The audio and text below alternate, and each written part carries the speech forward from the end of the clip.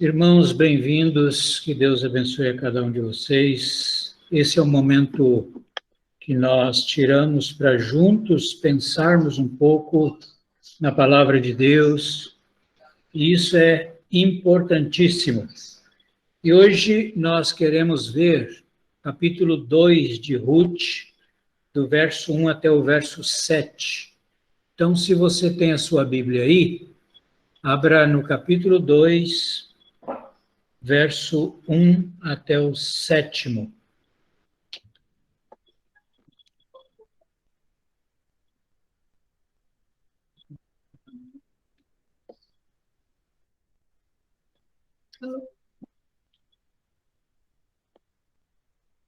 Muito bem, vamos então ler esse texto. Eu vou pedir a Lu para abrir e ler para nós esse texto. 2, de 1 a 7.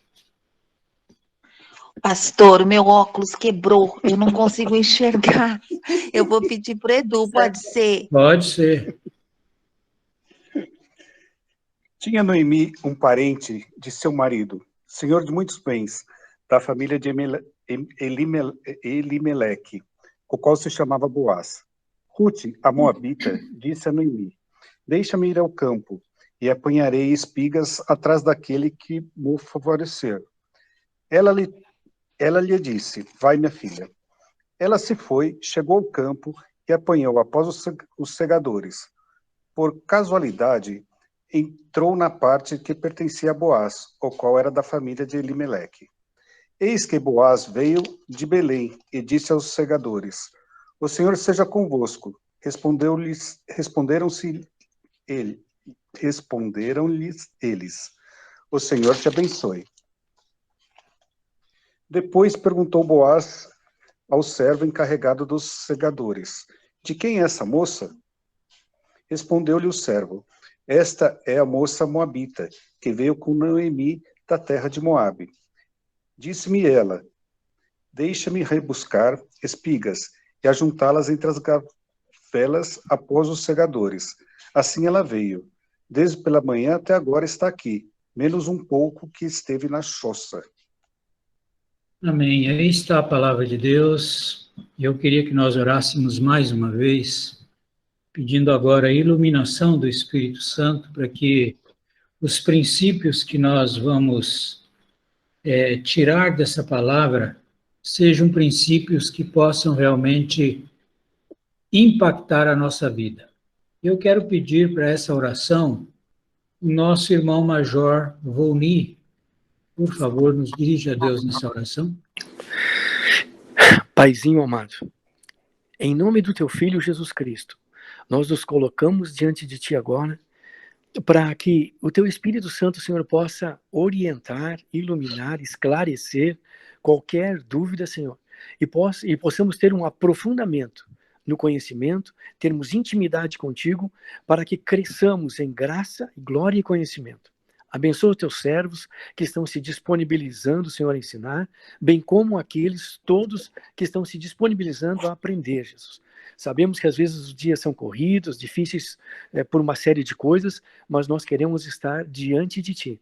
Abençoa, Senhor, que a Tua palavra aflore em nossos corações e que Teu Espírito Santo realmente continue impactando as nossas vidas e que traga muitos frutos em decorrência desse estudo. Em nome de Jesus, amém, Pai.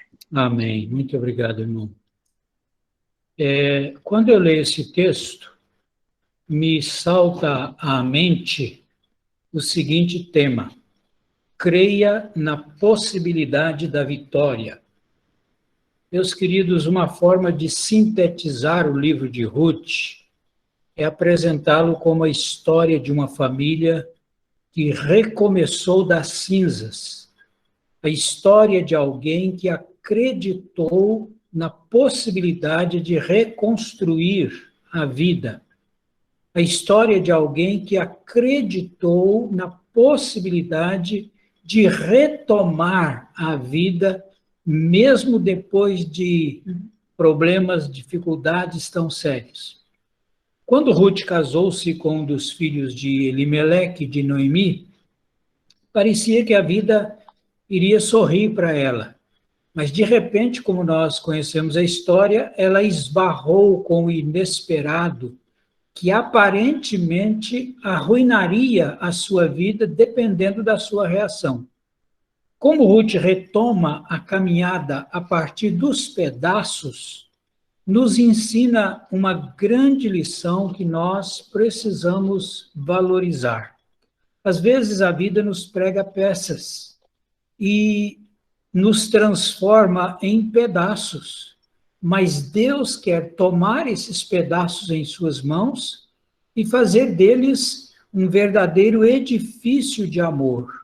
É por isso que ele permite, muitas vezes, enfrentarmos situações difíceis. Quem não conhece aquele hino que diz assim: amor que por amor desceste, amor que por amor morreste. Ah, quanta dor não padeceste, minha alma vieste resgatar e meu amor ganhar. Amor que por amor seguias, a mim que sem amor tu vias. Oh, quanto amor por mim sentias, eterno Deus, Senhor Jesus, sofrendo sobre a cruz.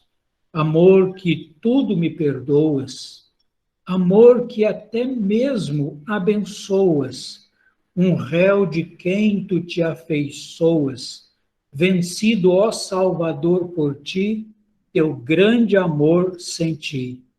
Amor sublime que perduras, que em tua graça me seguras, cercando-me de mil venturas. Aceita agora, ó Salvador, o meu humilde amor. Este é um hino que hoje é cantado praticamente no mundo inteiro e foi escrito por um homem cuja vida estava em pedaços. Ele acabara de perder a sua noiva, que era o grande amor de sua vida, de uma forma profundamente chocante. E eu espero que aquilo que nós aprendemos com a história de Ruth sirva como um reservatório de esperança para quando as necessidades surgirem na nossa vida, ou então para ajudar alguém que esteja passando por alguma dificuldade. A verdade é que nós podemos crer na possibilidade de vitória, mesmo quando as circunstâncias dizem não. Então eu quero sacar aqui do texto alguns princípios práticos que nos capacitarão a crer na possibilidade da vitória. Quais são esses princípios? Primeiro princípio, nós precisamos acreditar no poder da iniciativa. Isso é tão simples, mas é tão prático. Creia no poder da iniciativa. No versículo 2, Ruth tomou a iniciativa de pedir a Noemi para ir ao campo. Ela não esperou que algo acontecesse, ela se dispôs a ir à luta, ela estava pronta a ir à luta. Para vencer na vida, meus irmãos, não é necessário derrotar o inevitável. Basta não permitir que o inevitável nos derrote. Assim, Ruth tomou a iniciativa, crendo que as forças do inevitável não a sufocariam. São ações espontâneas, e é isso que é o começo da mudança de sua sorte. Eu li, e achei interessante há tempos atrás, a história de um homem que mostra o poder da iniciativa. Eu achei muito interessante e gostaria de contar em poucas palavras para os irmãos. A história de um homem, seu nome era Luiz de Castro e Silva. Esse homem, embora não fosse rico, ele conseguiu que um dos seus filhos se formasse médico, um outro dentista e um terceiro se formasse professor universitário. E ele conta a sua própria história, dizendo que o seu sucesso como pai começou quando ele, recém-casado, foi morar na casa do seu sogro, junto com os seus sogros. Por quê? Porque ele não tinha dinheiro para sustentar uma casa. Mas ele diz que, enquanto ele morou com o seu sogro nunca acordou antes dele. Todos os dias, quando o sogro se levantava, Luiz já tinha ordenhado as vacas, posto lenha no fogão e o café estava pronto, esperando o resto da família. Agora, sabe o que isso me ensina? Isso ensina para nós que nós precisamos de gente assim. Precisamos de gente assim. Pessoas que não se deitam esperando que a vida aconteça comendo o pão da preguiça. Há tempos atrás tinha uma propaganda, há muito tempo, anos atrás, né? Tinha uma propaganda da Calça Lee, quando existia a Calça Lee, eu acho que hoje nem existe mais. Quando existia a Calça Lee, tinha uma propaganda que dizia assim: a Calça Lee não é cara, você que ganha pouco, vá à luta. Meus queridos, respeitando as exceções, eu creio que muitos hoje precisam ouvir este imperativo. Vá à luta. Temos que tomar cuidado para não permitir que nem a preguiça e nem a religiosidade nos jogue na imobilidade. É como a história daquele homem que achava-se numa situação muito difícil, uma história que é bem conhecida de todos nós, mas eu quero contar porque ilustra. Ele estava numa situação difícil, houve uma inundação e a sua casa estava debaixo da água. Sendo um homem piedoso, ele pediu a Deus que, de uma forma milagrosa, o resgatasse. Passou o seu vizinho com um bote, mas ele disse: não, eu pedi a Deus um salvamento sobrenatural. Então você pode ir embora, não quero a sua ajuda. Passou o serviço de resgate da prefeitura e ele disse: não, eu estou aguardando sinceramente por um livramento sobrenatural, então não quero sua ajuda. Por último, vieram os bombeiros, mas ele também não se moveu e continuou orando por um livramento. As águas finalmente derrubaram a sua casa e ele morreu. Aí ele chegou lá no céu e reclamou com o Senhor, disse: mas Senhor, eu não entendo. Eu pedi um livramento, eu acreditei nisso, eu exerci a minha fé, e tu me deixaste morrer? E o Senhor Deus lhe respondeu: quem não entende sou eu. Eu mandei o seu vizinho, mandei o resgate e mandei os bombeiros. E você rejeitou, você não quis nenhum deles. Meus irmãos, a palavra fé é muito mais do que uma boa concepção espiritual. Fé é, acima de tudo, ação. É por isso que Tiago diz que a fé sem obras é morta. Ruth deve ter pensado assim: se eu ficar aqui esperando para ver o que vai acontecer, nada acontecerá. Por isso partiu para a luta, mesmo que a luta fosse a humilhação de rebuscar no campo o seu sustento.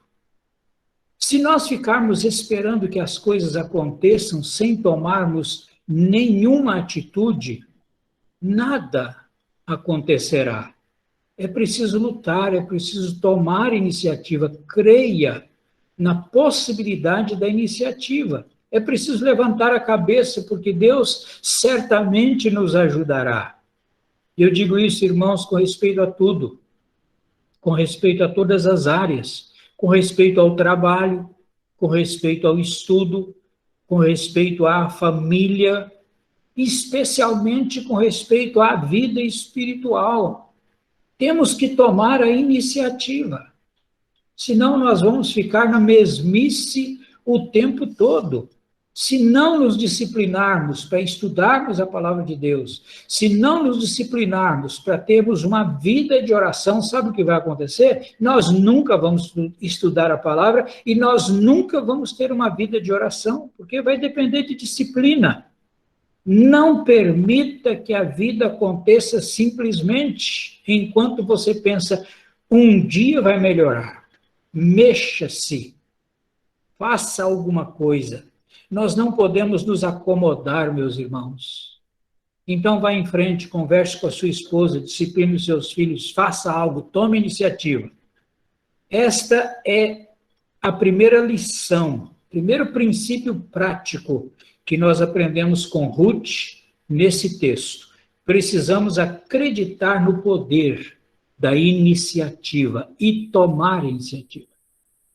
Segundo princípio prático que nós encontramos aqui é o seguinte: se nós quisermos reconstruir, não podemos ter medo de arriscar. Não tenha medo de arriscar. O risco consciente é um perigo que vale a pena. É melhor arriscar e fracassar do que fracassar por não arriscar. Versículo 2 diz assim, ela diz, apanharei espigas atrás daquele cujos olhos eu achar graça.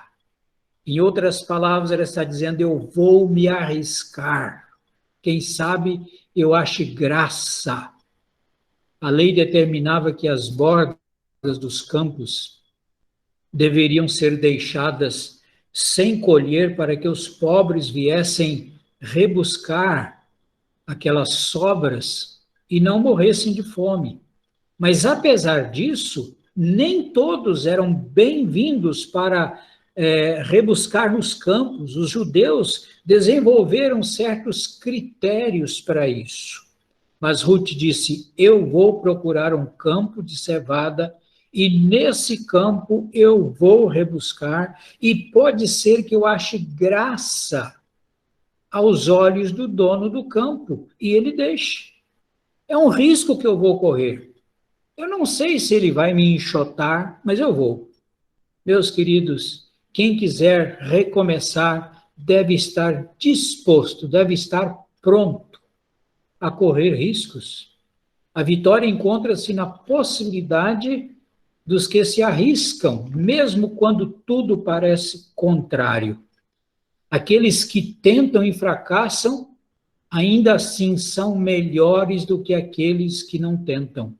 É melhor tentar e fracassar do que não tentar.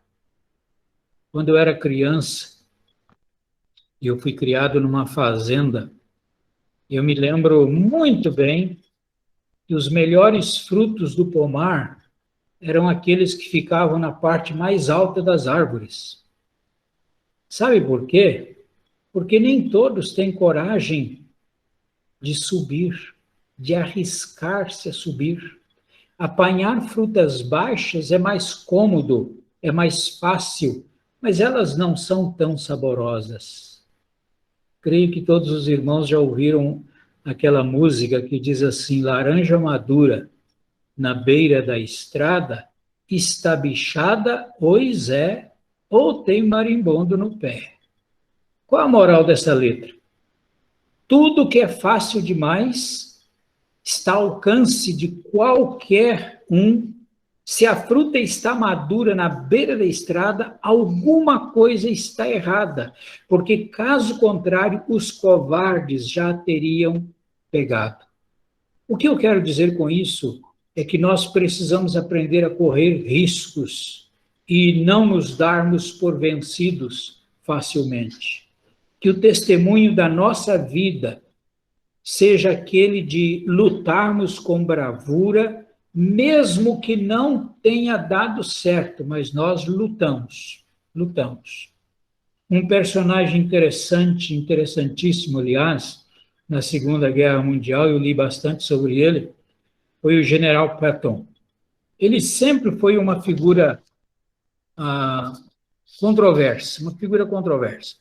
Certo dia, ele entrou numa das barracas onde estavam os médicos, uma barraca médica, e depois de uma das sangrentas batalhas, ele entrou naquela barraca para visitar os feridos. Passou pelo corredor, consolando um, encorajando outro, e assim ele ia passando. E, um certo momento, ele viu um soldado que estava tremendo, deitado na cama, coberto e tremendo. Aproximou-se e perguntou por que ele tremia. E um dos médicos lhe informou que ele estava com um colapso nervoso por medo da batalha. E o general levantou aquele soldado pela gola da camisa, levantou pelo colarinho, deu-lhe 2 tapas no rosto e lhe disse: seu covarde, indigno de estar dentro desta barraca, como você se atreve a estar debaixo de cobertores tremendo de medo, enquanto seus companheiros sofrem pela sua bravura? O seu ato repercutiu pelo mundo. Uma foto do general batendo no soldado foi mandado para os Estados Unidos e ele quase foi expulso das Forças Armadas. Mas um dos jornalistas disse o seguinte: ele deixou uma lição de honradez, porque a falta de coragem daquele soldado indignou o coração do general. Meus irmãos, o exemplo de Ruth nos ensina exatamente isso. Uma lição de honradez. Ela foi intrépida, mesmo sem saber o que aguardava no campo. Ousou expor-se ao perigo. O ensino dela para nós é o seguinte: diante das circunstâncias adversas, não retroceda. Coragem, porque Deus está do nosso lado. Deus está do nosso lado. Não é por acaso que o livro de Apocalipse declara que os tímidos, os covardes, ficarão fora junto com as prostitutas e feiticeiros. Há uma dimensão de heroísmo no reino de Deus. A vida eterna pertence àqueles que correm a carreira cristã sem covardia, que dão a própria vida, se necessário for, pelo Evangelho, que morrem pela mensagem do Evangelho, se necessário for. Este, então, é o segundo princípio que nós aprendemos com Ruth. Não tenha medo de arriscar-se. Arrisque. Terceira lição, terceiro princípio prático que nós encontramos aqui nesse texto é o seguinte: a sorte persegue os obstinados. Versículo 3, veja aí, diz assim que ela chegou ao campo e apanhava após os segadores. Por casualidade, entrou na parte que pertencia a Boaz, o qual era da família de Elimeleque. É interessante, irmãos, que o texto diz por casualidade. Por que essa casualidade? Porque ela se atreveu a correr riscos.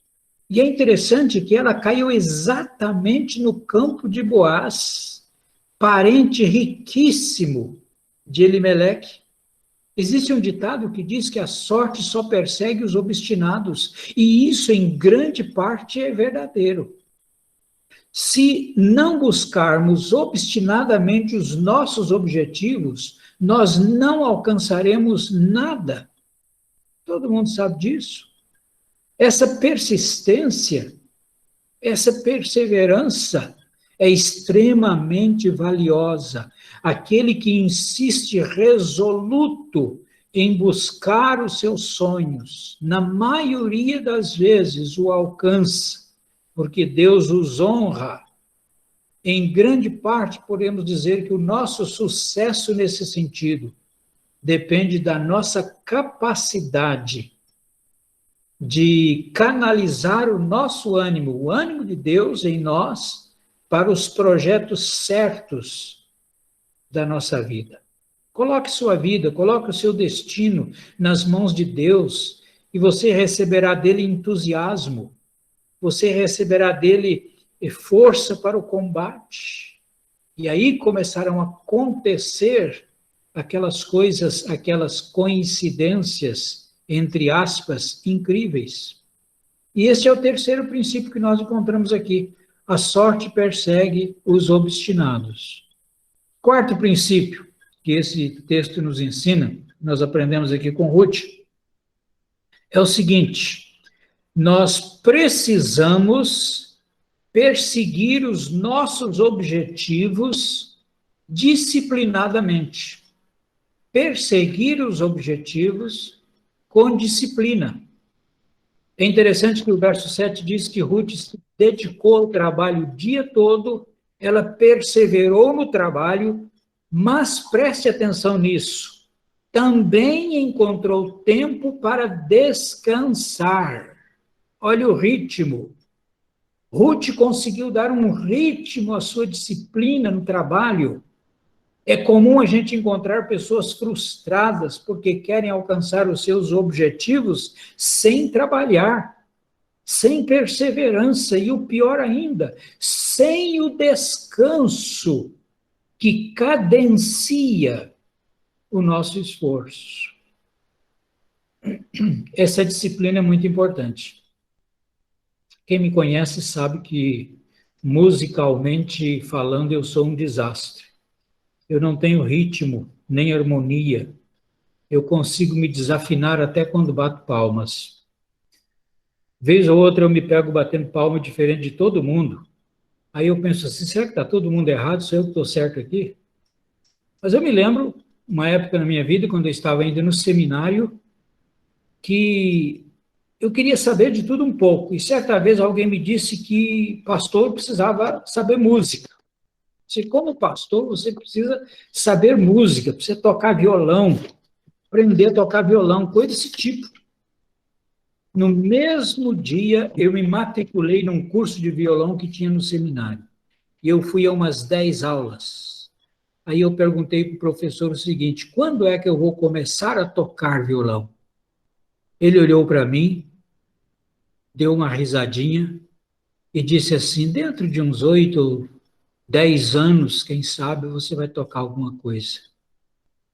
Ele disse, você não aprende a tocar de ouvidos, você precisa aprender as notas. E aí, quem sabe, aprendendo as notas, você poderá tocar alguma coisa. Meus irmãos, eu nunca mais entrei naquela sala. Eu admito a minha total falta de perseverança. Eu li uma vez que para ser um farol em cima de uma montanha, não basta piscar, tem que ter ritmo.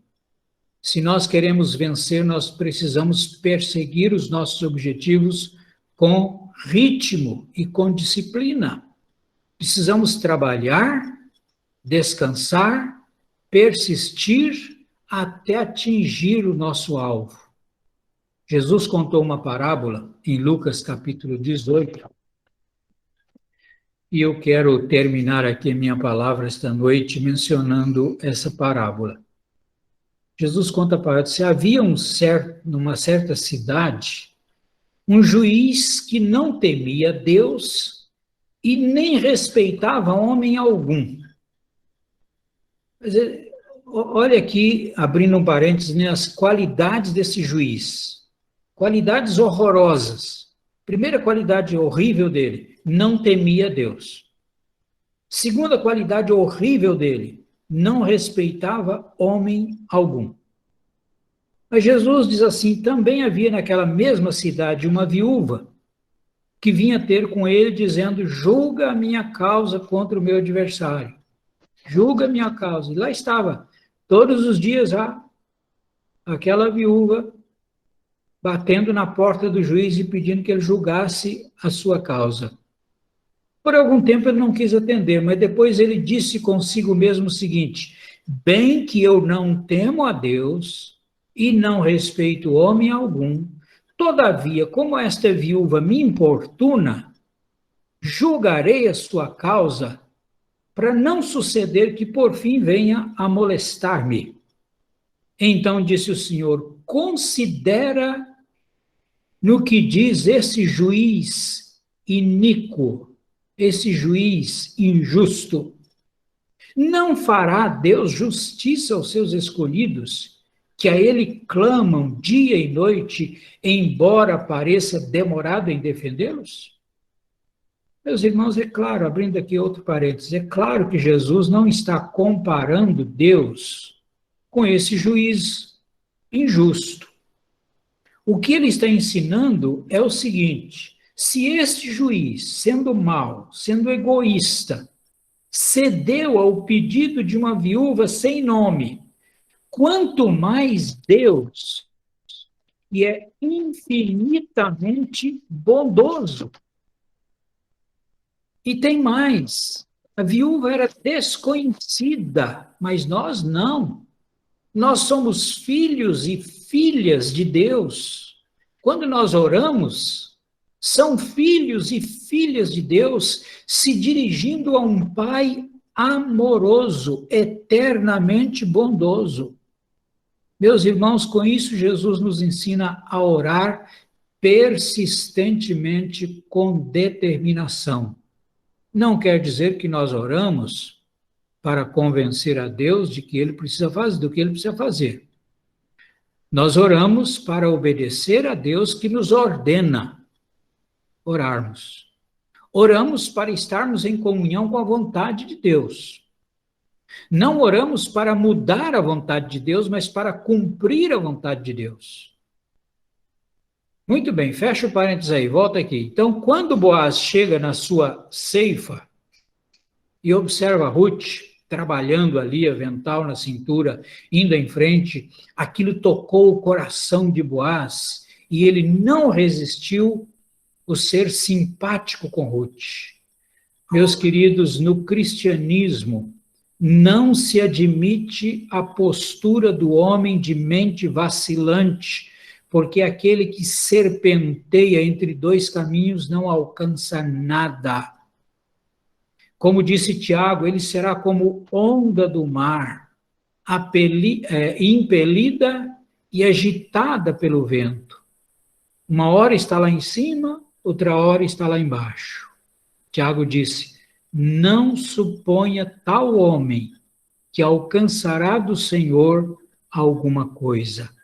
Portanto, irmãos, que Deus, na sua graça, nos faça crer sempre, primeiro, na possibilidade de vitória, levando-nos a ter iniciativas poderosas, levando-nos a não ter medo de arriscar, porque sem riscos nós não chegaremos aos frutos mais saborosos, levando-nos a sermos obstinados, disciplinados e ritmados na busca dos nossos objetivos. Se assim o fizermos, seremos vitoriosos, como Deus quer que sejamos, para que Ele em nós seja glorificado.